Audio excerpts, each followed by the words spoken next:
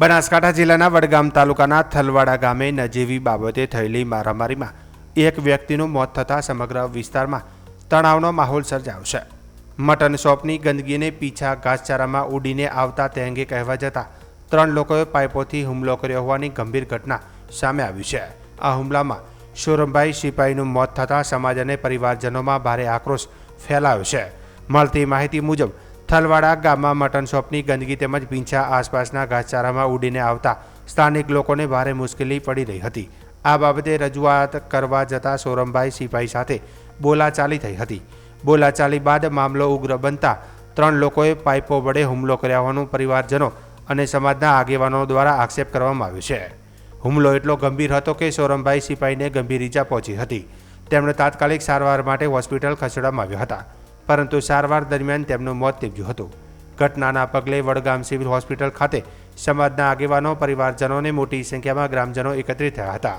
મૃતકના પરિવારજનોએ સ્પષ્ટ જણાવ્યું કે જ્યાં સુધી હત્યા કરનારા આરોપીઓને ઝડપી પાડવામાં નહીં આવે ત્યાં સુધી તેઓ લોસ સ્વીકારશે નહીં અને અંતિમ વિધિ પણ નહીં કરે.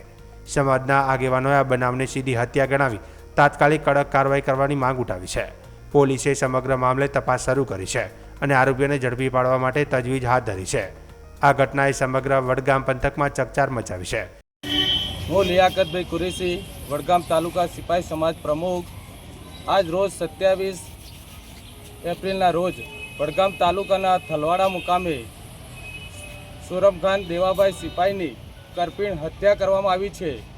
જે હત્યાના આરોપી અરમાનભાઈ પઠાણ, સાદુલભાઈ પઠાણ અને બિસામિયા પઠાણ ને હત્યાનો આરોપી છે.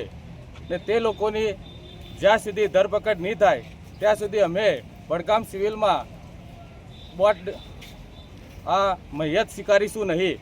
અને આ લોકો ખૂબ જ ગુનાહિત ઇતિહાસ ધરાવે છે અને ખૂબ માથાભારે તત્વો છે અને લોખંડની પાઇપો વડે માથામાં ગંભીર ઇજાઓ પહોંચાડી હત્યા કરવામાં આવી છે.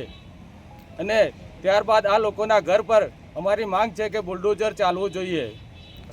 કયા બાબતે બનાવ બન્યો? આ બનાવ થલવાડા મુકામે જે સોરમભાઈ છે તેમને ઘાસચારાનો ઠેકો છે અને તેની સામે આ આરોપીઓની ગેરકાયદેસર મટનની દુકાન ચલાવે છે અને મુરઘાઓનો કટિંગ કરે છે, જેનો પૈસાઓ ઉડી આ ઘાસચારામાં પડતા હતા. સોરમભાઈ તેમને કહેવા જતાં આ લોકો ઉશ્કેરાઈ ગઈ. અરમાનભાઈ, સાદુલભાઈ અને બિસામિયાએ માથામાં પાઇપો મારી કરપીણ હત્યા કરી છે.